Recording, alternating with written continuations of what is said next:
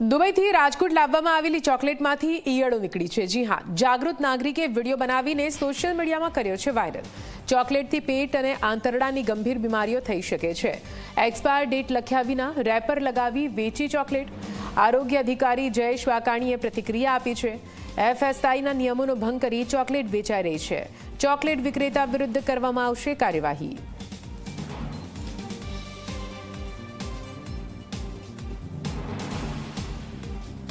બકલાવા chocolate જે છે એના રેપર ઓપનિંગ કરતા એમાં ઈયળનો એક વિડીયો જે છે અમને કોઈ ગ્રાહક દ્વારા મોકલવામાં આવ્યો છે।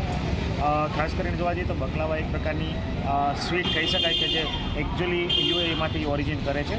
એમાં મોટાભાગે જોવા જઈએ તો સ્વીટનર તરીકે મધ અથવા સિરપ વાપરવામાં આવતું હોય છે। આ ઉપરાંત નટ્સ જે છે એના ડ્રાયફ્રૂટ અને નટ્સનો ભૂકો હોય છે। આ ઉપરાંત જે છે પેસ્ટ્રી બેઝ તરીકે વપરાતી હોય છે।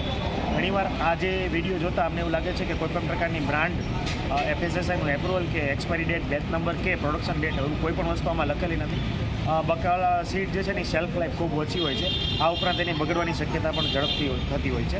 જો પ્રોપર ટેમ્પરેચર મેન્ટેન ન કરવામાં આવે તો પણ આ વસ્તુ થઈ શકે છે।